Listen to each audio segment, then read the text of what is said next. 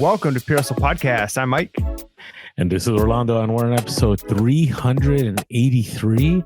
And this is a different kind of episode. Tell us, Mike, what's going on? So it's a different episode, but it's like a return to the past. You know, like we've got this third wheel on here. What's up with that? You know, Pure Hustle Podcast is growing over here. So we've got one of our, OG longtime listeners, and now in his own right, a very successful, not only reseller, but a successful social media reseller. And we are so excited to have Wayne at Kway Shop on. Man, it is it's kind of almost surreal talking to you in real life, because I feel like I've had so many interactions with you, whether it's, been on chats or various things. And now it's like, man, you're here, you're on the show, and we are definitely looking forward to this. I appreciate you guys having me on. And here's the interesting scenario. I kind of wanted to the fact that we're increasing the size of the podcast, but this is an original interview. Like the fact that Wayne is on, we're bringing you guys him on the podcast because he's a real reseller. He's legitimate. I think he's going to bring a lot of great things for you to apply in your own reselling, maybe a little bit of social media, and he has some big goals. And so I know Mike was supposed to throw this in. I just interrupted, but tell us a little bit about who you are, Wayne. Yeah, for sure. Well, first off, I want to say I appreciate you guys for having me on. You guys are like OGs. I've been talking to a lot of people about the opportunity to possibly come on this podcast. And I remember back in the day, I think I started with episode 3 back when I was a mailman, and I went back and listened to episode 2 and episode 1. I don't even know if you guys were putting them on YouTube back then, but I listened to basically every episode. I remember I'd start my mornings at the post office on Wednesday mornings. I think you guys upload like around 12 o'clock my time, and I'd wait for the episode to come out and I would listen to it, be like midday, and I'd get my Pure Hustle podcast in. But I just want to say thank you guys for having me on. Thank you for being so consistent on what you guys do every single week. You guys add knowledge to the community that is needed. It's raw, it's authentic, and I think a lot of people enjoy what you guys do. So I just want to give you guys your flowers first before we start talking about me, because you guys deserve it. You guys are awesome. But thank you. We'll have you back after that. Yeah. After that, we'll definitely have you back. Let's go. That's all you have to do is you just got to talk them up. You're good to go. But so about me, a little bit about me. I'm on social media now everywhere. I think a lot of people have seen my videos. They're on TikTok, they're on Facebook, they're on Instagram. But I started reselling back in the day. I actually watched Rally Roots was my first step into reselling. I saw one of their videos. I went down a rabbit hole. I was looking for information on how to information on a side hustle. And I came across Rally Roots' channel, and I was like everybody else, like everybody who watches my videos, like this guy's going to a thrift store and he's buying used clothing and reselling them online for a profit. There's no way this is possible. So I watched all the episodes because I was like, I'm intrigued. I want to see if this actually works. And then I was like halfway convinced after I watched all their episodes. And so I started selling stuff in my house, just like they said in one of their episodes. Buy stuff, take stuff in your house that you're not using anymore and flip it online for a profit. So I did that, and stuff sold. So I was like, okay, this works. So I took that money and then I went to a Goodwill and I bought a bunch of clothing from Goodwill, and I listed it. And within a week, a couple items sold. And I was like, okay, I'm hooked. Like now this stuff is selling. This obviously makes sense. And I did that while I was working at the post office. I did that part-time, but almost full-time. Like basically I would come home and I'd spend 4 hours every single night reselling. And then I would go out on my days off and source all day long. I would stop on the way home from the post office and grab some items. And I did it for, I think it was 3 years before I went full-time, 3 full years, because I actually was making more money reselling than I was at the post office. And at that point in time, I decided to take the leap. And I'm glad I did. And now we're here. We're on Pure Hustle Podcast. That's how you get on here. Yeah, that's crazy. And what's funny is I remember back in the early days, Orlando and I would say things about, like the post office and problems with mail. And he'd make comments like, we have listeners who work at the post office, and it's here you are. You're our post office man. And I'm sure we should have you on sometime, unless you sign some kind of NDA when you left. Have me on. I'll talk all about it. Yeah, we'd love to hear some of the behind the scenes of just the shipping and how that whole process works. But man, so we've seen you go from being part-time to being full-time and doing well in the social media stuff. But I think what's really kind of got my interest right now is you've got this huge, audacious goal of trying to pay off your house in like a short amount of time. I think the thing you're going with is 130,000 in 130 days. And to be honest, you hear something like that, it seems wild. I think it is a little wild, but that's also the kind of thing that gets somebody like doing what needs to be done. And so I want to hear more about that. Like, how is that going? What made you make such an audacious goal? What made you decide to go down and really hustle that hard? And would you recommend that for other people?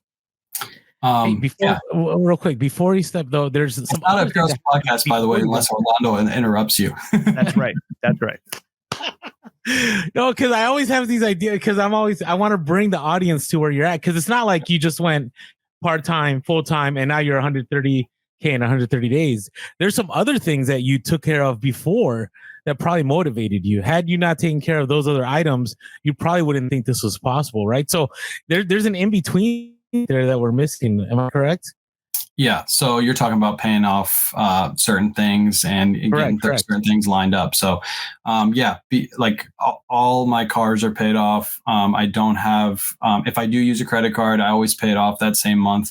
And I think that's key. I think a lot of people use debt as leverage, and that's one, it can be good. Debt as leverage can be good. But when you're wanting to do this full time, you need to have a stockpile behind you of money to keep you going. You need to have that in your back of your mind before you quit your full-time job. And that's what I did before I ever quit my full-time job. That's what I was saying. I made enough income to pay all my bills before I left my job. And I also used my reselling income for about 3 months and put all my post office income aside. So I knew that I was going to be able to do to do this full time. But yes, what you're touching on is 100% correct. You need to, you can use debt as leverage, but being able to do this with no debt is much easier. And that's how, this goal came about. And I think that's going to help me complete this goal for sure. So now let's get to the goal. So talk to us about the goal. Yep. 130K in 130 days has a nice ring to it. I remember me and my friend Chris at Peak, who also does Whatnot shows, we always brainstorm every single night. Chris messages me and we do voice messages back and forth, and we throw ideas at each other and we try to grow our businesses. And he's one of my best buddies. And I appreciate that. The heck out of that. I can't cuss on this podcast. I appreciate the heck out of that. But I remember we were throwing ideas around, and after we had a conversation, I went to bed that night and I was just thinking, like, what's something in the new year that I can try to do? I always set goals for myself, but they're easy goals. That way I know I can achieve them. And it feels good when you achieve like certain goals. Like the year before, I had a goal of getting to 100,000 followers on my Facebook account. And I got that by like mid-year. And I was like, okay, I'm set. And I want to do something crazy this year to start the year that would also bring in traffic to my social media accounts and to my Whatnot business. So I came up with that goal, and it was actually going to be 130K in 90 days. But then I sat back and I started doing the numbers, and I was like, there's no way. You just can't. It would be almost impossible unless I did like 250 item shows every single night. I was like, okay, 130K in 130 days gives me 4 months, and it allows me to take a month off in April for my anniversary. So I had to factor all that into that. Not a month off, a week off. Sorry, a week off in April for my anniversary. So, it's exactly what Mike was saying. It's ambitious and it gets people in. Like, there's been so many people reaching out to me just because of those videos and just because of that goal, because it seems unachievable. But if you dive deep into my numbers, which I will gladly share, I do it on my lives, I do it everywhere. It is achievable based off my numbers, but it requires a ton of hard work. It's not going to be easy. It already is showing that it's not going to be easy. But as we're going, we're getting better at what we're doing. And I think I'm going to be able to achieve it, but it's going to require a lot of hard work. And at the end, if I don't achieve it, by the way, and if I have 100,000 in my bank account instead of 130,000, still a win. Can't lose. But yeah, that's how the goal came about. It was just me throwing ideas back and forth with one of my friends, and now we're here, and it's been a ride for sure.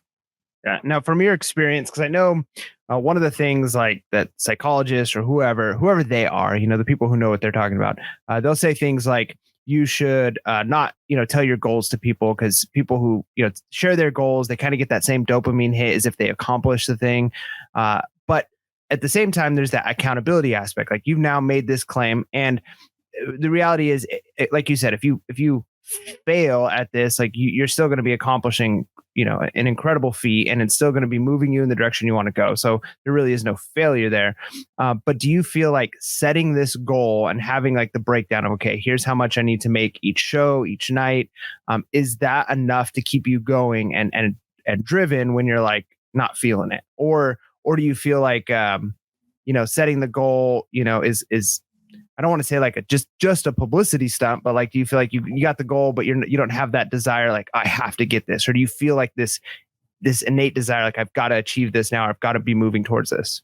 Yeah. I'm very competitive. So now that I put that goal out there, I think that I have to achieve it. Like in the back of my mind, if even if I come up 10,000 short, I feel like that is not completing the goal, and I'll actually feel bad about it. But that's the accountability I need. And that's the, putting out the numbers and doing the lives every day and having people ask me where I am on the challenge, that keeps me going hard. If I didn't, then I would just stop. I would do a couple shows here and there. I'd get some money in my bank account, and then I would stop because nobody knew what my actual goal was. I think too, I love to inspire people. I think that's why a lot of people follow me, is because they've seen the journey, they've seen where I've come from and where I am. I used to do lives on TikTok and have 5 people in there. Now I do lives on TikTok and Facebook and YouTube, and I have 400 people watching me at one time on all of the platforms. Like, people like seeing the growth, and people get inspired by it. And I hope this journey inspires at least one person to pay off their car or pay off their credit card or something. Use reselling to do that. And it also helps. This kind of goal is something that everybody can relate to. Everybody wants to pay off their mortgage. So not only am I hitting the reselling community with this, but I'm also hitting everybody out there. As soon as it gets on their feed and they say, this guy wants to pay off his mortgage in 130K in 130 days, I want to do that too. And it will reach a completely different audience and bring them into my social. So it's not only marketing, but it's also, inspiring, and it keeps me accountable at the same time. All right. So I want to skip around. I know we have like these set of questions, but what continually is in the background for me when I hear your story, and I on my burner account, I do watch your live sometimes. And, I gotta figure out your burner account now. Let's go. I know. You're a non-count. I just don't. I don't want to get on there and take the focus away from Wayne, or actually, which wouldn't, because Wayne's actually bigger than us now. But anyways, I wouldn't do that. I just enjoy watching it. Sometimes in the morning I'll wake up and I'm like, man, this guy's thrifting. I'm just getting out of bed. Now, granted, you are in Florida, so you're 3 hours ahead. So that makes sense. Mm-hmm. But, I watched this, and, if you follow everything right now with what's going on with reselling, right? And we do it ourselves too. Like, it seems to me like this is one of the worst times to have a goal like that, right? As far as what's being said on social media. Now, I will say on my own, in the last week, I kind of recognized the reason I was doing poorly was partly my fault. Like, I was just being lazy. I was burnt out. I wasn't listing. I wasn't sourcing consistently.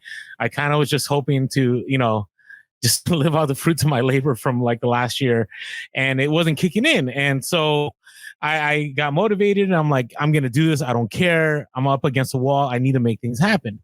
But there's a lot of resellers right now, I believe, that even listen to our podcast, and maybe it's partly our fault too, that feel like, man, right now everything's brutal. The market's down. The macroeconomics aren't good. eBay keeps glitching. eBay keeps doing this and that. So why now, Wayne? Do you like of all the times did you decide to do this now? Well, I can't wait 10 years until the market gets better. I mean, this is the best time for me to start out and do it. I think a lot of people are kind of like in your situation where, they're doing something to hurt their business. They're not being consistent, or they're not picking up the right items. I think too, a lot of people came into reselling in 2021 when they were stuck at home and they were watching these videos online and everything was selling. So they're going to the bins and they're buying these vintage t-shirts, and they were selling for $100, and they're still trying to sell the same vintage t-shirts for $100 that are only going for 15 because the market has tanked on vintage t-shirts. They don't adjust their business. And one thing I always say on my lives is, I give this example, is during when COVID happened, there's businesses that change their models completely. Walmart would rather you, or Publix or any supermarket would rather you come into the store and shop the store, because you're going to pass by, you're going to smell the bakery, you're going to go to the back of the store to get the milk, and you're going to make impulse buys all the way through. But now they have, you literally shop on your phone, you pull up, you don't even go in the store. So they had to completely switch their business model around to fit what the model is currently. And I think a lot of people have a struggle doing that. I was kind of like Orlando in the case where I would list items super duper high back in the day, and I would just wait for that right buyer. Even if somebody offered me $10 off my price and I had it listed for $100, I'd be like, I know that thing's worth $100. So I'm going to wait for that. Nowadays, if I bought something for $5 and I get a $50 offer on it, I'm going to take it because I'm trying to move the inventory out, and Whatnot has definitely helped me with that.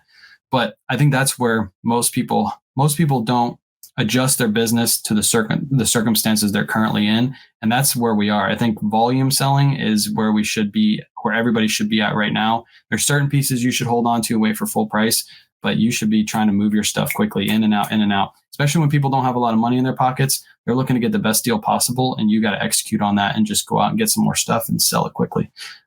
That's what I think about that. Yeah.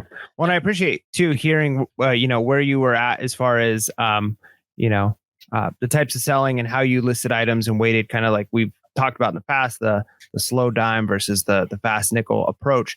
But now you're utilizing Whatnot a lot. So I'm just curious, what is your, and especially for our listeners who maybe aren't as familiar with the type of selling you do, or maybe aren't following you yet. But out of curiosity, what is your model? Like, how are you selling items? Where are you sourcing items?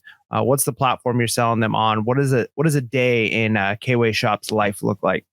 Yeah, 100%. So let's talk about the models where I sell. So I sell on Whatnot, eBay, and Poshmark. I kind of dropped Mercari because last year it was only 5.6% of my sales based on my spreadsheet. So it really doesn't make sense to list there anymore.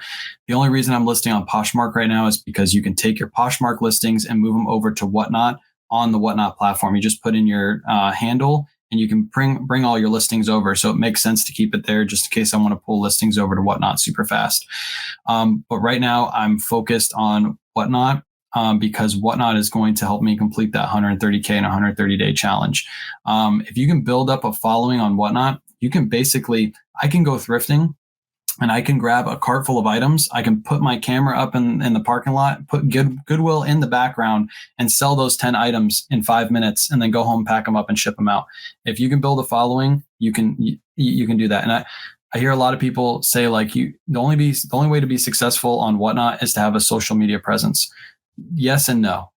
There's people out there. I always shout out ZK Styles. ZK Styles does not have a following outside of Whatnot that is as big as her Whatnot, maybe a little bit more now on Instagram, but when she first started, she didn't have a following. She's killing it on Whatnot.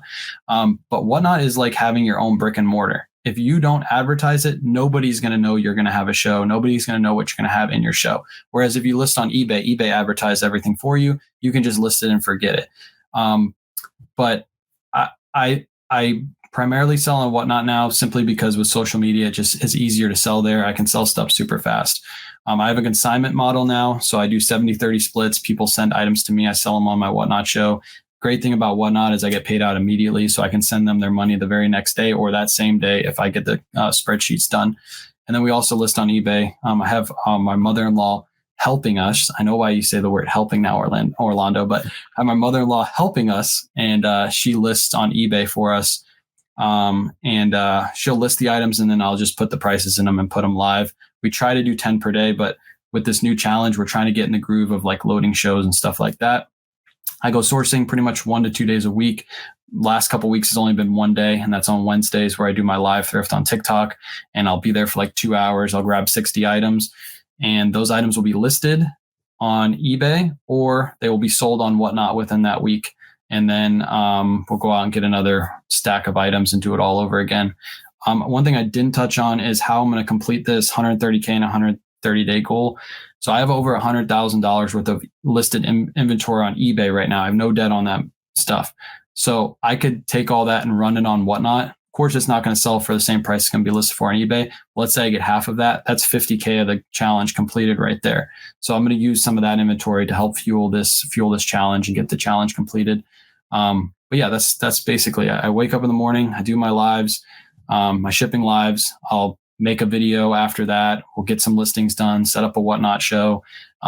Kids come home, hang out with the kids. And then at night, we'll do a Whatnot show if it's the night that we do Whatnot shows, or we just, just chill out, and I'll do some listings and stuff at night if I'm not doing that, or I might do a live at night, just hang out, answer some questions. But it's like a typical day. That's like a lot all in once, but that's like typical for me. So how many I was gonna say, how many hours is that? Like, would you say per week? Are you doing a 40-hour week? Are you as a reseller, it's like, I work, 15, 20 hours. Are you putting in way more than a typical 40-hour week? Yeah. Good question. I get that question a lot. My answer is I probably work 60 to 70 hours a week, while Kayla probably works 20 to 30 hours a week. And that's the beautiful thing about this is she can drop what she's doing at any point in time and go to a kid's event, or she gets to be here at all times. When the kids come home, she's always here. She's the one picking them up from school. So I might work a little bit harder, but she doesn't have to work as hard. And we both work. If we even it out, it's both a 40-hour work week. I'm just the one pulling the leg on the business while she's doing the hard work and take care of the kids. So, that's my week in a nutshell, 60 to 70 hours. And for some people, that's too much. But I think people that own their businesses and run businesses know that you have to work over 40 hours sometimes, especially when you're building it. But I know that in the future, 10 years from now, if I build it up enough and I have a storefront that's running good, or I'm still selling online and I have a bunch of employees, I might only work 10 hours a week because I have all my employees doing everything for me. And I'm just coming in and making sure everything's run good. So I see the future. I see working hard now could potentially be a lot easier later. I'm exhausted just talking to you. So, so let's talk about Whatnot, because that's my biggest hang up. I have not done a Whatnot in, I don't know, maybe a year, maybe 8 months or 9 months. This was my biggest issue with Whatnot. So we have an audience. We wouldn't get a ton of people. We maybe get 60 to 100. You're saying you're averaging like 400 on your, are you averaging like Whatnot? No, that's on my lives in the morning. On Whatnot, we average anywhere between 150 to 200 people, depending on the night. So that's good. It's what now my frustration with Whatnot, and I know a lot of our listeners may be hearing this, and I'm just selfishly asking to be inspired by you right now. But I would do a whole, like, say 30-minute, right? And I would sell a bunch of hats. And you're only going to make as much money based on who's in the room, who sees something they like, or, whatever. Sometimes people buy because, they want to help you out, whatever the case is, there's buyers. But then I found that the aftermath was just horrendous. Like having to pack, 20 hats in boxes, because these hats aren't things I would send in a poly mailer, right? So I have to, tape up all these boxes, and then I have to print the labels, and then I have to drop them off. And it just felt like when I did the math, as far as much I'm making per hour, I wasn't making very much. And I was just like, I could have listed 20 or 30 items in that amount of time, which would have brought me 4 or 5 times the same amount of money as I was making on Whatnot. So what is your reply to that? Okay. So obviously, the more people you have in your auction, the more money you're going to make. That's just key. You have more buyers, so there's more competition. You run something at a 10-second regular auction, there's constant bids. They keep going up. Obviously, you're going to make more money on those items. So those 3 racks right there, there's 3 racks, 186 clothing items. That's what we're going to run on Tuesday night. So my average sale price on Whatnot is $25. Really? Right now, it's like $25.86 or something like that. I'm mostly selling clothing and jackets, so they're super easy to ship. I know with hats, you have to take them, you have to put them in a poly bag, then put them in a box. You have to build the box. I just take my clothing items and I throw them in a poly mailer after I put them in a clear poly bag, and we ship them out. We shipped out 2 shows this morning, 100 items for each show, and it took us about an hour and 15 minutes with 3 people. So it does take a while to ship your items, but if you keep your items organized during your show, the aftermath is a lot easier. Also, you were saying you're selling hats. What would be your average sales price for those hats on eBay? I know you said you sold them for about $10 each. So what would be your average sales price if you were listed those on eBay? So I'm probably around, if we say average, around $20. I found that on Whatnot, I was selling for like 5 to 10. Every once in a while, I would get like a $20 hat, but that was rare. Yeah. And this was during the time when they had the deal where it was like, hey, you buy one, every item after is $1, right? Which I don't know what the deal is anymore, but I don't think there is a deal anymore. Okay. So the deal now, it's like Poshmark. You pay up for your first pound. So you pay $8.35, and then between 1 and 5 pounds is free shipping. So for stuff that we sell, most of our stuff is around 11 ounces. So they could technically buy 6 items and only pay $8.35 for 6 items for shipping.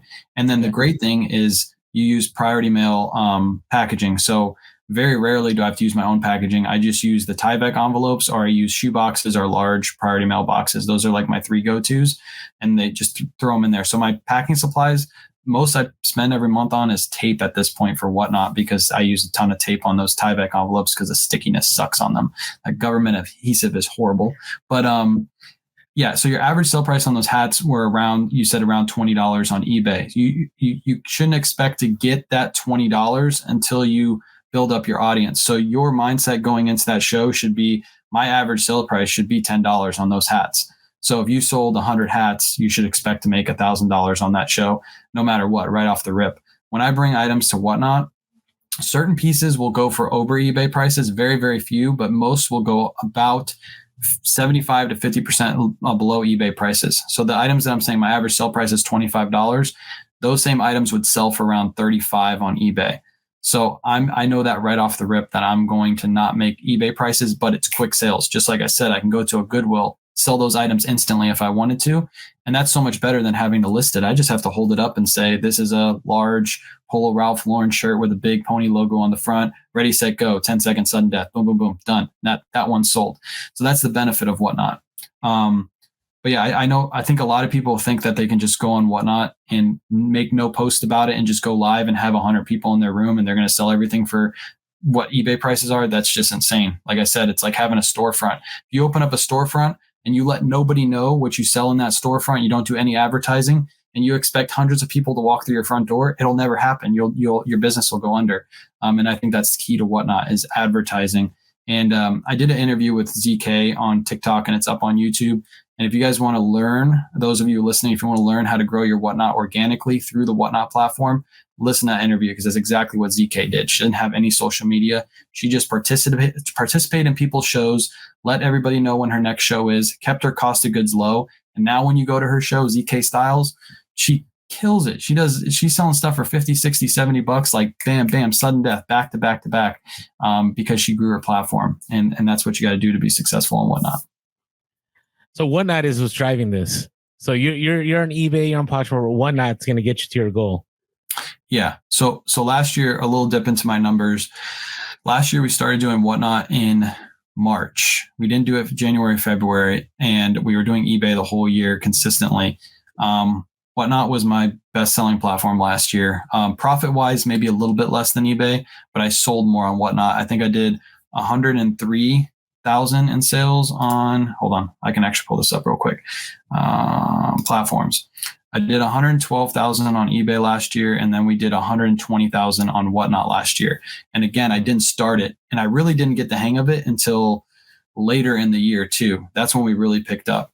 So yeah, Whatnot for sure is going to get me to my goal now, because I've not mastered it, but I know what sells well and how to sell it on the platform. Again, just fast sales. You can literally list stuff, and I know it's going to sell that same day. That's the best part of Whatnot. It's interesting. I mean, I've thought, remember, Mike, I've thrown that idea out. If you could just find a location, you can just source one day and come home, run the Whatnot, ship it. And for a lot of people that are part-time, if they could just do that once a week, they'd have, it would take some time. Obviously, you got to build your audience. But I appreciate you sharing that. Maybe it's time for a PHP once a week Whatnot now. Yeah, right. Yeah. Bringing on that competition. So yeah, what I would think too with the Whatnot, even like, okay, so from my point of view, I always talk about on the podcast, and I feel like I harp on it a lot. So I'm going to sound a little bit like a hypocrite here, but of like doing your research and learning niches and learning what it is you need to be outsourcing and buying. But I kind of have the things I'm stuck in, and I'm not the most experienced reseller because I do this part-time. I'm not as full-time. So I'm going to garage sales mostly. It's mostly looking at fun things that I could potentially sell. When I walk into a thrift store, I tend to avoid the clothing racks. It's not what I've gotten into, but the times I do go through some clothing, I just feel like I'm going to have a hard time pulling out 20, 30, 40, 50. You're saying you're selling sometimes 60 items, 100 items at a time in a show. To find that many items in a thrift store, like, okay, these jackets are going to sell. These are, so what I'm seeing as a potentially even a learning experience is, even if somebody's not wanting to sell on Whatnot, man, just being on Whatnot and seeing the brand, seeing the types of clothing would probably be really useful. What was it, your strategy to learn the types of items and the types of the brands of clothing, the material of clothing? Like, how did you learn what was selling and what wasn't selling? 100%. And you're hitting it right on the head. So I think a lot of people lack that sense of learning. Like, to learn Whatnot, I watched Whatnot shows for like 2 months before I ever went on to Whatnot. I would watch different people's shows, the successful ones, the non-successful ones, and just like lurk in the background, buy a couple items here and there, and just see how people are selling. I've been talking a lot on my lives about this guy named Blazendary, who sells. He had $1 million show yesterday. He sold $1 million worth of stuff yesterday on Whatnot in one show. Selling shoes, and he has the shoes. I have an idea of how he sources them, and he's making, probably about $10 to $15 profit on each one of his shoes. But he just takes the shoes, 10-second sudden death, go, boom, boom, boom, boom, boom, boom, bids, next shoe, 10-second sudden death, and he has people behind him just giving him shoes and running the next shoe. That's what you have to watch. You have to take pieces from everybody's show, implement them into your show, and that's how you grow on Whatnot. And again, I think you hit it right on the head. Like, going there and watching these shows is how you're going to be successful. Learn the brands that are currently selling. Everybody always asks me on my lives, like, what brands do you sell on Whatnot? What do you not list on eBay? For example, I learned Willis & Geiger from you guys. Willis & Geiger would not sell for much on Whatnot because nobody knows the brand. It's too niche. It's vintage. It's for collectors. But something like a North Face down jacket that's really nice, it's a good size, it's an XL, that's going to sell for money. Things with like bright, loud patterns, like Robert Graham shirts with super bright patterns, typically they sell for around what they sell for on eBay because people know the brand. It's a good size and it's a really good pattern, and it just pops on camera. Like, when they see it, they only have 15 seconds to bid. So they're like, I better bid on this because I might not get another chance to buy one off of him this show. So you learn a lot from watching other people's stuff, and then you just give it a shot. You give it a try. And the worst that can happen is you fail, and then you go back in, you go back to the groundwork, go back to the drawing board, and try it again a couple weeks, couple days. And would you say that the majority of the people who are buying from you, are these people buying for themselves? Like I would say most of my eBay customers are, or do you have a lot of people like hoping to snag items cheaper from you, then now they're going to list them on eBay? Like, what does your typical customer look like? Okay, so we're still in the building process right now. That's a really good question. We're still in the building process right now, and I think eventually we're going to get like ZK is, where we just have people buying for themselves. But I do have a ton of resellers in my shows because that's who my target audience is when I'm making my videos, is like showing people how to resell these items. So there are items that go for under market. On my live this morning, there was a lady who said that she bought a purple label Ralph Lauren pair of linen pants from one of my shows for $35, and she sold them for $150. Fortunately for me, that was a consignment item, so that's not something that I technically lost money on. The person who consigned it with me could have sold it on eBay for more, but they probably only paid $5 for it, and they just wanted it out. So yeah, right now we have a little bit of both, but I think with this challenge, with the videos, you get more natural buyers in your shows that are willing to pay a little bit more for items, which will help your shows out in the long run. And again, certain pieces just hit that target audience that you want to go for more. And there's other pieces that I get consigned in that I know are too niche and that are going to go to a reseller, but I'm fine with that because you need some resellers to start your auctions out to get it up to a certain level. And then your natural buyers will push it up higher after that. So you need a little bit of everybody in your auctions. And I think everybody has a little bit of everybody in their auctions. Wow. It's interesting to me because I feel like you and I are going in different directions. So I'll explain a little bit. So on my end, I am moving away from clothing. Like I remember the other day I was at a garage sale and there was a Patagonia Sherpa lined hoodie. And I didn't even try. What? I just looked at it and I just kept walking. And that's where I'm at these days.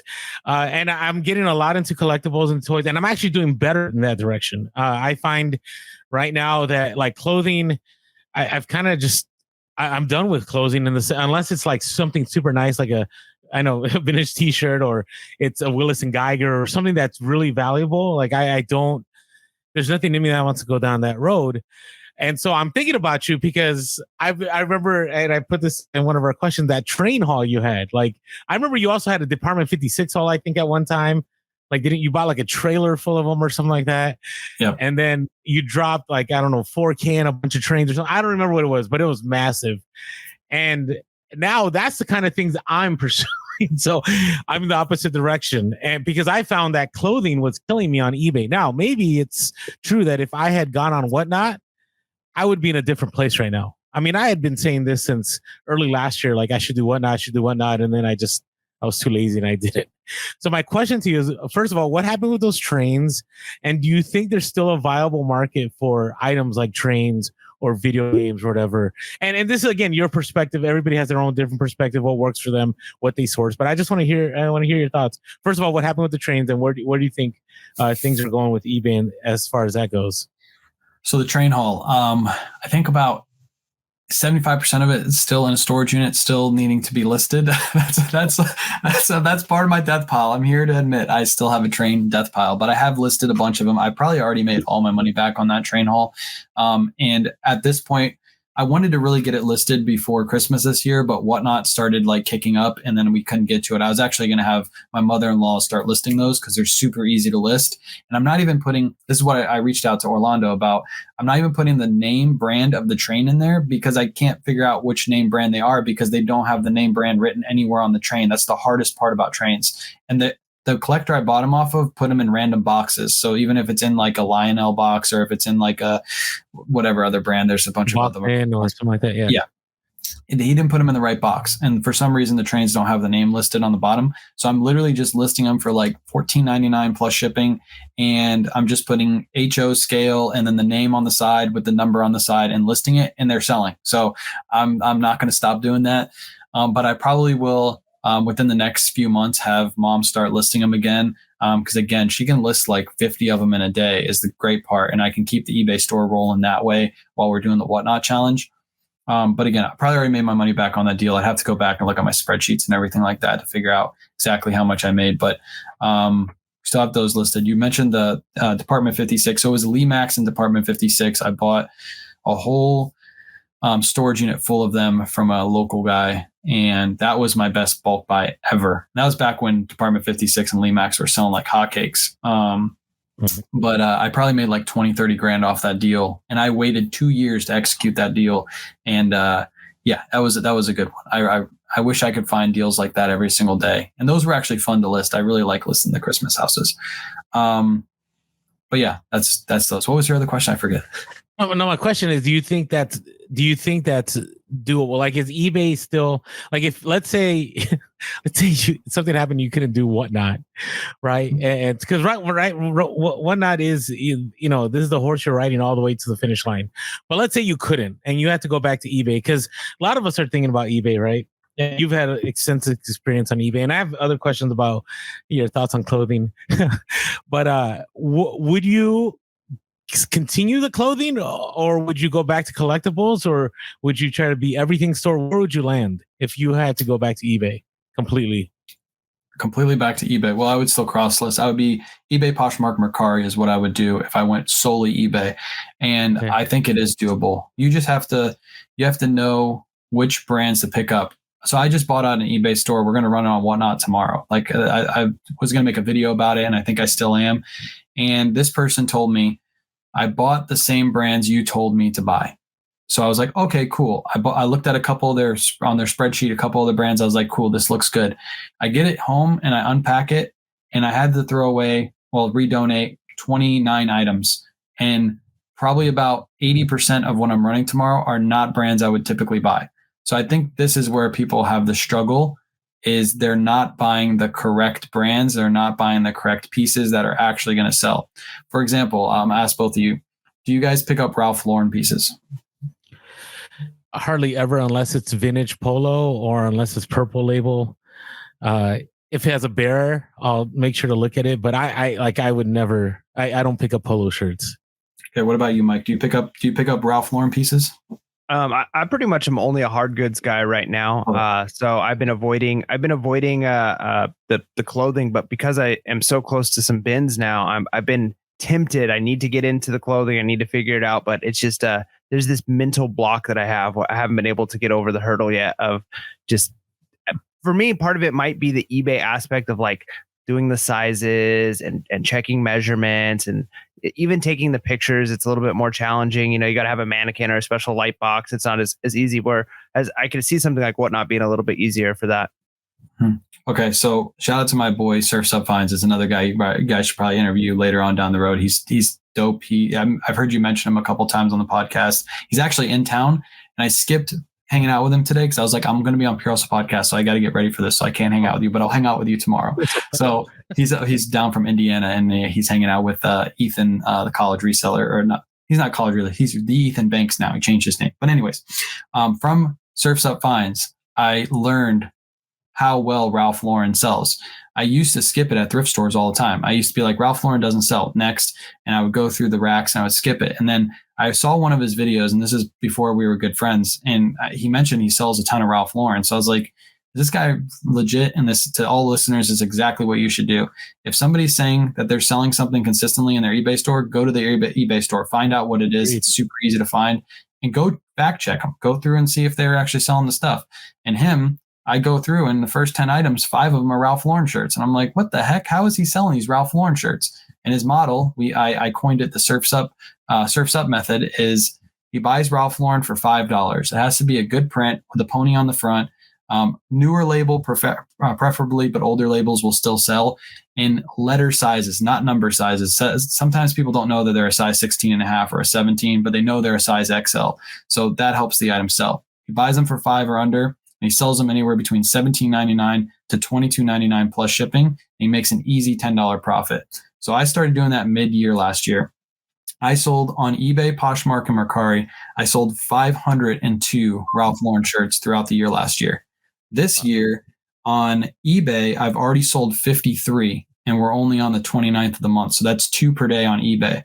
And I've sold 67 on Whatnot, doing a total of 120. So I'm doing 4 Ralph Lauren pieces per day.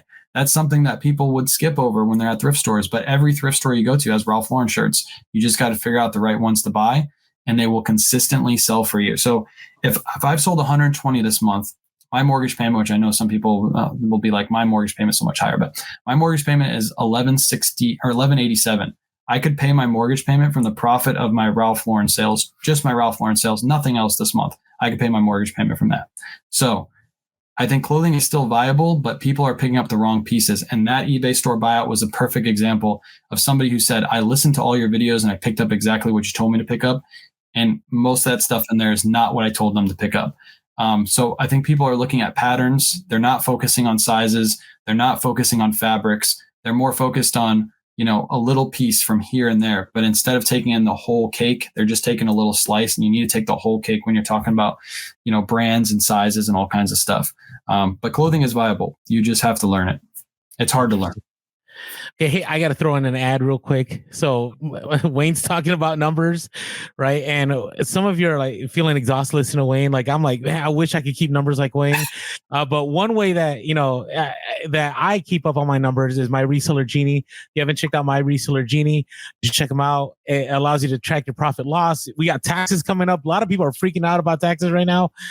Ease your mind, sign up for my Reseller Genie and use our code Pure Hustle. It'll give you 15% off the first month, and you'll feel a lot better knowing that you can keep track of all your expenses there, and you can actually hand some of that over to your tax person, and you can feel secure that you got the numbers and you're able to maybe deduct a few more things now because you have some evidence. So check out my Reseller Genie and use our code Pure Hustle in the link below for 50% off the first month. Wayne, it's interesting you say that. I get that all the time on social media.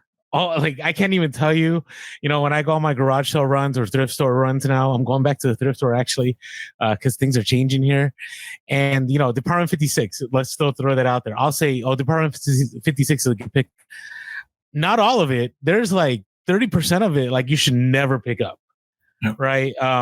There's some I think it's like the Dickens collection, and there's some other collections. Like you need to look these up, but there's some other like Snow Village, which is very profitable and so on. And so, yeah, I think it's about, I like how you brought up Surfs Up Finds because, Ralph Lauren, yeah, definitely there's money to be made, but you have to know what you're looking for. And when I started reselling, I'm sure you did the same. Like you would watch the YouTube and you go on source. There's a lot of stuff you shouldn't have picked up, but that is very key. I like how you keep it real in the sense that sometimes people aren't selling. It's not because they aren't picking up the items. They're just misunderstanding what they're supposed to pick up. And then it 100%. Sits in their store for a long time, or they want too much money. I wanted to come back to, you're talking about, selling something for 35 that could have sold for 100.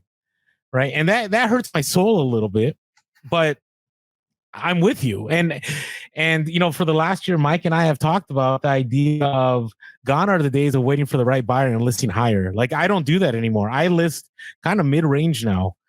There are some items I will list higher because I'm like, whatever. But like today, I sold the jersey that I had up for 200 something bucks and I sold it for 100. I paid like $10 for it. Like, why wouldn't I take the 100? I sold a pair of ski goggles that were possibly used in a World Series celebration, but I had no certificate of authenticity, and I paid $2 for it, and somebody offered me 100. Like, why am I getting battled at, right? And use that money and buy something else. And I do think that's killing a lot of resellers. It was killing me. I, for a long time, was waiting for the right buyer. So I appreciate you saying that. I appreciate you saying, I used to be like Orlando. You don't be like me anymore. Like, be like Wayne. Go fast, nickel. Move that inventory. There's no better time for that. All right, hey, let's get into your family a little bit. I'm not going to ask you like the name of your kids or the ages, but I want to know, birth dates and social security numbers, please. I'll send them over. But a lot of people struggle with like getting their spouse involved, right? Some people have spouses that are all in, others don't. Talk to us about the dynamics of your wife now being full-time and you guys being around each other all the time reselling. Yeah. So my wife actually went full-time before I went full-time. So I think she was just about to have our third, and she was working at a daycare and she just wasn't liking it anymore. And she was kind of hinting towards maybe helping out a little bit more. And I've always told her, when we got to the point where we're making good money on reselling, I was like, hey, if you wanted to quit your job, you could. You just have to list X amount per day, and that would pay off all of our bills, because I'm listing 10 per day. If you could list 30 per day, we'll make extensively more money doing that. So eventually she got fed up with her job and she was like, dropping the hints, and I was like, let's do it. Like, I still work at the post office. I can pay all of our bills from working at the post office. At that time, we'd already paid off our cars. Like I said, we didn't have any debt except for the house. So she left her job and she started listing every day. She would put 30 up a day while she was pregnant. And it just made things easier on her, because everybody knows when you're all the ladies know when you're pregnant, everything's miserable. So she would be able to stay home and relax and list. And then she had the baby and she was able to list a couple per day and still take care of the baby. She didn't have to worry about going into work and taking the baby to work, or she could take the babies to appointments. So it really helped out that situation. And I think she enjoyed it a lot more. When I first started reselling, she hated it. I remember when I first started selling items, I was listing items on my kitchen table, and she walked up and she said, "Those items are never going to sell. What are you doing?" I'm like, "They are, because I've sold a couple. They're going to sell." And she's like, "That's just a shirt. That'll never sell." And then I sold it, and I'd be snarky about it. I'd be like, "Hey, that shirt sold. Just to let you know." And eventually, I did one thing that I heard. I don't know if I heard it from you guys or somebody else, but I put the eBay app on her phone. And I told her not to listen, not to do anything on it, but she'd hear the cha-chings during the day. And those cha-chings made her realize how much I was selling, because she would see the packages, but it wouldn't click. But she would hear the cha-chings, and then she would see the packages, and it would feel like a full-time business. And then even when I was working at the post office, I had 10, 15 packages going out every single day, and it clicked. And that's when she came on. And it's been great. And then after she came on, about 6 months, I think it was about 6 months later, is when I quit the post office and I started doing it full time. So now we're both full-time resellers. I think me and her hardly ever butt heads. We've had like one argument ever in our entire relationship. I've been dating her since I was 15. We're high school sweethearts. We just have a really good connection, really good relationship, and reselling has brought us closer. Now my mother-in-law works with us, so she's able to spend time with us. And she came from working at Walmart. It was stressful, and now I'm able to give her something that can, keep her from being stressed. And we get to go out on lunch dates when there's nobody there. You get best deals during the day. Like it's great, but it took a lot of work to get to that point. And there's a few little tricks, like I said, to get them on board. But you have to realize there are some spouses that will never be on board, and you should be 100% okay with that. You should try not to let it bring you down, even though I know sometimes it will, because they just don't see the dream. But what I'll say is just keep your relationship as kosher as you can. But when it's nighttime and after they've gone to bed, spend a couple hours working on eBay and grow your eBay account, grow your Poshmark, wherever you're selling. And eventually they'll come around, especially if you're good at what you're doing and you're making good money at it. They're going to eventually come around. If you make more money than you do at your full-time job, reselling part-time, they're going to come around because they're going to see the money coming in. They're going to have more vacations and stuff like that. But it is tough. I hear a lot of stories on my lives too when I mention this. It's tough, but just keep grinding. Just keep grinding. Okay. I love that. I love the family model when that works. I mean, it's been, I have a very similar story as far as, getting my wife out of, working full time in corporate America, and then getting the opportunity to be home and help with the reselling thing. And she even helps with the podcast sometimes with, whether it's a post or some editing and things. So yeah, having that family working together is such a cool experience. And again, that's one of the reasons why so many of us do reselling is, money is great. That's obviously like the primary motivator of what we're doing. Is if we weren't making money doing it, it would just be a hobby. But the fact that it also frees up time, it frees up opportunities. Like we get, like you said, the opportunity to just have a lunch date with your family. Like how amazing is that? Most people don't get that opportunity. So those are things that it's hard to put a financial like value on. Like this is how much reselling is worth to me, because you start adding in all of those other aspects of your life improvement, and it's almost unreal of what reselling can potentially do. And that's one of the ways that I think can motivate us too, of why am I doing this? And obviously I need to make the money, but as I make the money, look at all these other benefits I'm getting. Because Orlando, occasionally you talk about, you don't want to do the warehouse work. You'd rather go back to, 9 to 5 almost. But then again, it's like, you got to also remember all the other benefits that reselling opens up there. Yeah, 100%. I get people all the time in my posts. I make those posts that I left my real job as a mailman to resell online, and it like clicks with people. But yeah, people talk about the benefits. So like I get the comments, like especially on TikTok and Facebook, like, you left the government benefits to do this. You're stupid. And I'm like, yeah, but you're not seeing the benefits. You're seeing the money benefits and the fact you have to work 40 plus years at a job you hate just to get a small pension at the end, and you get retirement. But what if you could do something like this and get the benefits of being with your family at all times, and get the benefits of growing multiple businesses, and get the benefits of investing in real estate, and get the benefits of having more retirement than you could ever thought of because you worked hard and you did something different that nobody else would have done. They would have stayed at the post office. And I know you talked about this in the beginning. You could talk about the post office and stuff. You want to have a podcast on that, we could do that. But there's a bunch of miserable people that work at the post office, but they work there because they know 40 years or 30 years or 20 years, they're going to have a good pension. But why work a job you hate your entire life for a pension? When you turn 60, 70 years old, you can retire, but then you're 60 and 70 years old and you can't enjoy life. Like, I don't understand the mindset. I never will. And I think people are trained to have that mindset now, but I don't want to have that mindset. I'd rather have the benefits, like Mike was saying, of being able to be with my family at all times. That's the main benefit that everybody should be working for. Wayne, I appreciate you saying that, because, even when things have been tough, when I sit back and I reflect, I would never trade any of this, because I know so many people that are working. So I have so many people to get on my, it's like, Orlando, what are you going to do with your retirement? What are you going to do with this? I'm like, what? So what am I going to do? I'm going to work hard this entire time and not see my kids grow up, not enjoy time with my kids. Next thing I know, I'm old and I can't enjoy anything with my kids because I'm too old to enjoy it. Like, I'd rather be, I'm not saying I'm broke. I'm doing okay, but I'm able to spend time with my kids. Like, that is so valuable. I mean, I have an 18-year-old right now that's going to go off to college in about 6 months. And I have no regrets about all the time I got to spend the last 4 or 5 years with him. I have a 12-year-old right now that, he's about to be a teenager, and I got to enjoy those elementary years. And yeah, it is a hustle and it is work. But even, let's say you're working 60 to 70 hours a week, that doesn't mean you're not taking breaks and you're hanging out with your kid and I can on a drop go, hey, let's go play some basketball, or let's jump on the Switch a little bit, or let's go grab some lunch. Like, I can do that. If I was working a full 9 to 5, my time is very limited. And if something comes up, like, I can't hold on to that. So I really appreciate you saying that, because I think people are very, benefits to me. I know I'm going to get a lot of flack for this, but they're a joke. Like, you work so hard.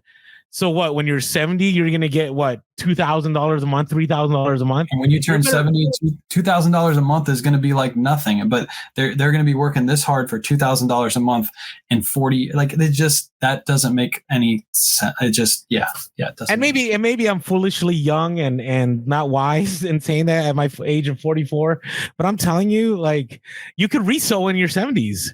Mm-hmm. Right, you can make money in your 70s if it really things got really bad. But right now, like you said, there's so many opportunities that reselling brings. I never invested until reselling. I never thought about other businesses until reselling. I never thought about doing a podcast until reselling. So that kind of moves into my next question. Mm-hmm. How do you deal with the social media, my friend? Like, reselling full time is brutal enough, but you are a beast. You are live all day, I think. Am I wrong about that? Well, yeah, every day, multiple times a day, sometimes, because we do a Whatnot show. I'll be live in the morning, and then I'll do a Whatnot show live at night. And I'm probably live for like 3.5 hours every day minimum. Okay.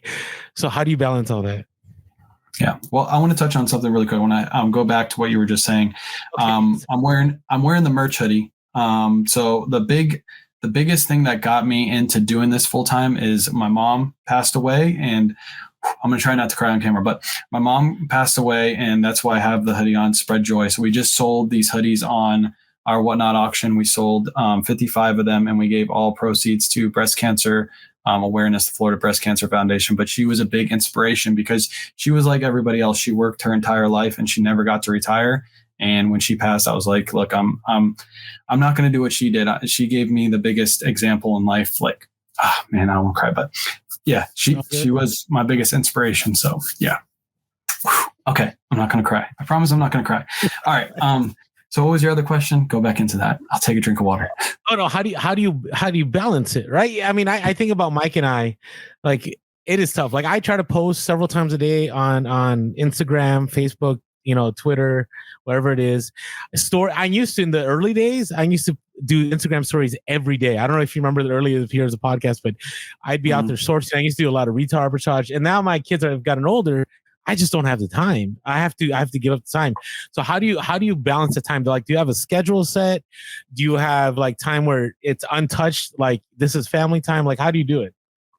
Yeah. So, I start the mornings out with a live, and I'll do a shipping live, and that's where I answer a lot of my questions. That's where I get a lot of the questions you get when it comes to reselling is, how do you ship this? How do you pack that?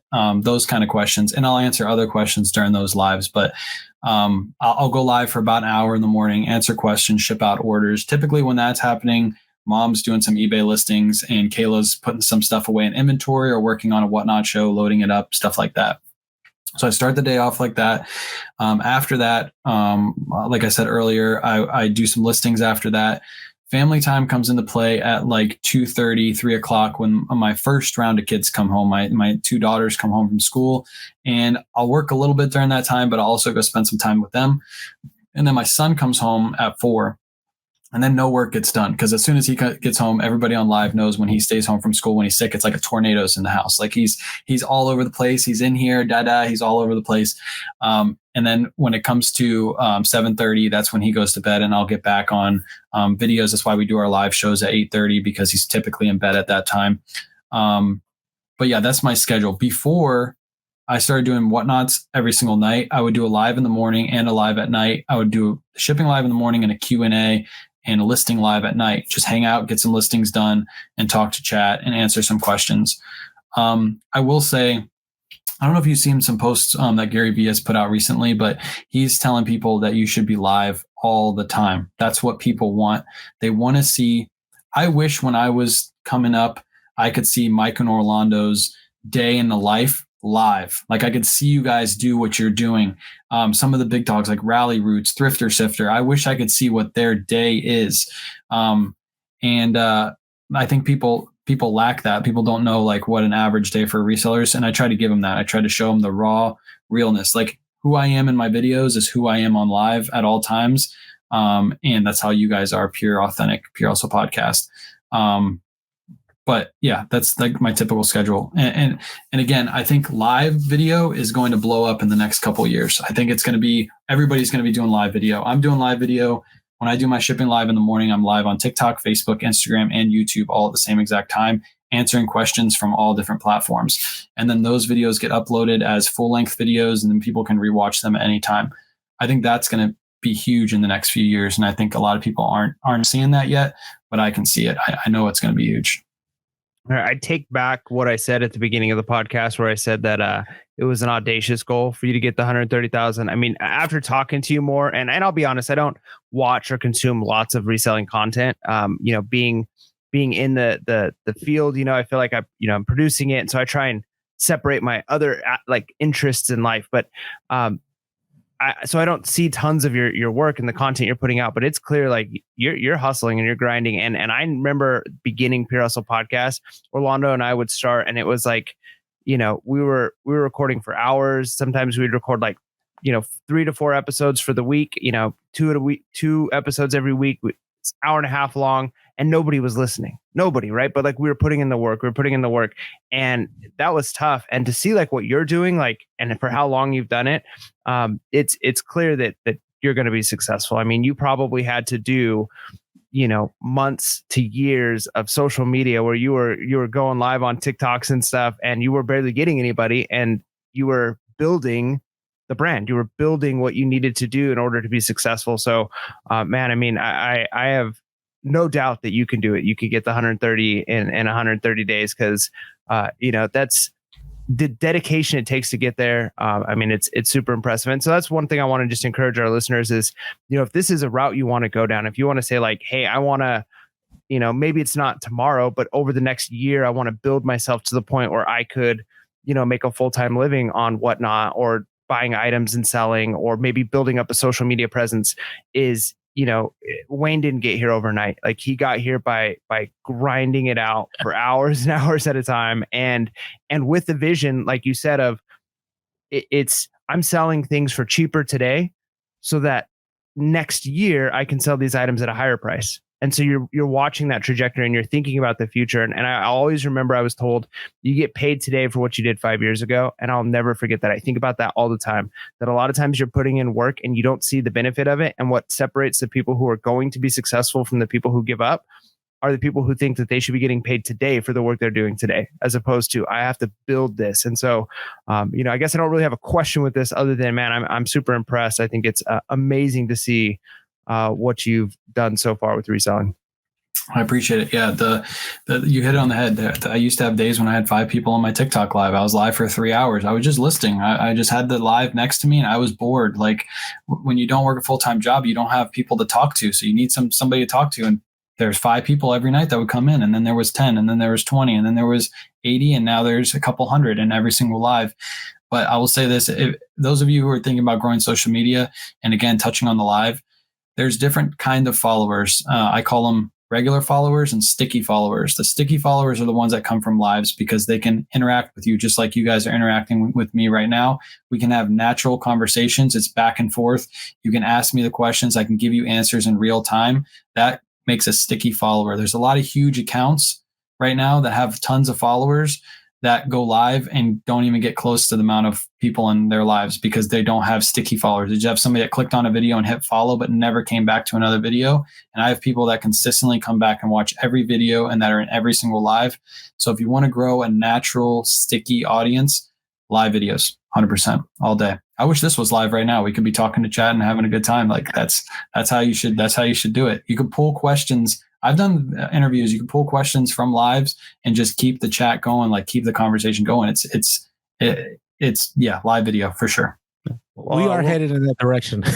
Yeah, for sure. And honestly, I think we might have you on again, not as an interview, but just as like a third chair on one of our lives, because that would be a ton of fun. I mean, clearly you've got the experience and you know what you're talking about. And honestly, you bring a perspective that is different and unique compared to Orlando and compared to me, because we have our strengths and our experiences, and you're doing something that I don't know of other resellers doing. I'm sure the field that you're in, other resellers who are doing what you're doing, because that's where you're saturated in. But based off of our listeners, the people who follow Pure Hustle Podcast, I would say most of them are not doing that, and they're kind of leaving a lot on the table, because it seems like Whatnot and the type of selling that you're doing is got a huge potential if they're willing to put in the work for that. Yeah, no, agreed. So I got a couple more questions. Then I know you have a regular life to move on to. I got all night. I'm here at Pure Hustle Podcast. I could be on all night. I don't care. What cracks me up is you mentioned your lives, and I remember I would join you on the lives on TikTok. I don't know, like maybe a year ago, I don't know when it was. And I remember you'd always be like, "Oh, I'm so honored to have you on." But now I'm a small fry. Like I come in like, "Who's this guy?" Like I'm so glad Wayne brought him on. So, anyways, where do you see reselling? Where do you see it headed? I mean, we went through a glory time of 2020 was, I think, the best year for everybody. 2021 kind of it bled into, but now we're in an interesting time. Where do you see things in the next few years? I think there's going to be a lot of resellers that, like you were saying, are going to have a tough year this year because they're not used to selling in like a down market. I'm not used to selling a down market. I didn't sell back in the day when we had a recession. I know people don't call this a recession, but we're in tough times right now. But I think people are going to have to adjust their businesses, like I said before, and possibly sell stuff cheaper to get through this time and do more volume sales than before they used to. But I think it's doable, especially in the market we're in. We're selling pre-owned and used goods. I think what most of your audience is doing that. Those are the things that are going to sell in a down economy because people are still going to want to spend their paychecks. They don't want to go to work and then have to spend it all on bills and not spend anything on like luxury or pleasure items. So they're still going to buy shirts and pants and stuff like that, or collectibles. But again, you might have to sell them for a little bit less than you were selling them in 2021 and 2020 when people were getting money just sent to their bank accounts for free from the government. Like that was the glory times. That's what the golden years. Everybody talks about that. I think we're heading back into a little bit of a down market, but more into a natural selling market where you're just going to have to go with the flow and do what is best. Like we are definitely in a time where you have to make it happen. Like there are no choices at this time. Like you have to keep moving. And so this is kind of where we're at this moment. And so, Wayne, I really do appreciate you sharing that because I do think that is where we're at. So, Wayne, I think, are you back or did I disappear? Who disappeared here? It was you. We were good. Orlando. I had a whole monologue I was going on agreeing with Wayne because I thought I lost you guys. That is hilarious. So you're gonna have to edit that, Mike. Yeah, don't worry. I'll work my magic. I guess that's one of the benefits of not being live. Actually, it makes more work for me, man. You're right. I wish this was live too, because this will we just make fun of them during this time. That's all we would do. So, Mike, I would put that time down because I literally was going on this whole diatribe. Like, yes, Wayne, I agree with you because I thought you guys disappeared, but I'm the one that disappeared. That is hilarious. Okay. Yeah. All right. So. Any advice that maybe we haven't touched on, something that, when we talked the other day, you were like, I really want to share this with the audience. Anything you think that would be really important, maybe that we've not touched upon, or something you just want to share? I don't know. I don't really have anything that comes to mind. Yeah, I don't really have anything. I think we touched a lot on like selling clothing right now. I think I hear it a lot from your podcast. I hear a lot from other people and say that clothing isn't really moving as well. I think it's moving well if you pick up the right items. Yeah, I don't really have anything. I don't really have anything for that question. I'm more of a asking. Yeah, I get it. But you've brought a lot to this podcast. I learned myself. I was motivated myself. You answered a lot of questions I had, and I'm sure a lot of our listeners have too. If you enjoyed this podcast, make sure to hit that like button. If you haven't subscribed yet and you're over on the podcast site, come on over to YouTube. Wayne, I want to thank you for coming on the podcast. It's not going to be the last time. We're definitely going to have you on again, and just appreciate you taking the time. Mike, did you want to add something there? Yeah, no, I mean, I just want to, reiterate that I'm 100% serious. I'd love to go live with you, Wayne. I think you're a sharp guy that brings a lot of motivation and experience. And so it's one of those things where, sometimes you've got the pupil outdoing the master. And I think that's where we're at here is what's the saying, like the the Padawan has become the master now. So man, to go from listening to Pure Hustle podcast back in the day to us being like, tell us more about that, please. It's just cool to see. And again, it's just one of those things, like everybody has different strengths and abilities and interests. And I firmly believe that no matter what you're interested in, if you're willing to hustle hard enough and be wise with what you're doing, you can capitalize on it, and you could probably make a full-time living doing just about anything if you're willing to figure out how to do that. So man, what an inspiration. Thanks for being on, Wayne. We really appreciate it. Thank you guys. So before we say goodbye, where can we find you? Social media, Facebook, YouTube, Instagram. I want to touch on something that Mike just said real quick too. I see a lot of people that comment on my videos and say, I can't do it because. I want you guys to think I can do this because somebody else is doing it. And how did they get to that point? And truly believe that. Like I said, if I watch a video and I see somebody doing something, I should be able to do it too. I might just have to work a little bit harder than that person did. And there's a lot of people out there that have a lot of excuses, but and I see it all the time on socials. That's the bad thing about being on socials. But I think everybody can do whatever they set their mind to. But yeah, you can catch me anywhere, Facebook, Instagram, YouTube. I do lives every morning shipping, like I said, around 10:30 a.m. Eastern Standard Time. So feel free to hop in the chat, ask as many questions as you want. I'm an open book. I'll give you numbers, whatever you need. And I really enjoy having everybody on there. And thank you guys again for having me on. I really, really appreciate it. Yeah, thank you, Wayne. Thanks for coming on to the podcast, and I hope everyone enjoyed their time. Looking forward to the next time. And with that being said, make sure to be real, be relevant, and be reselling. Peace.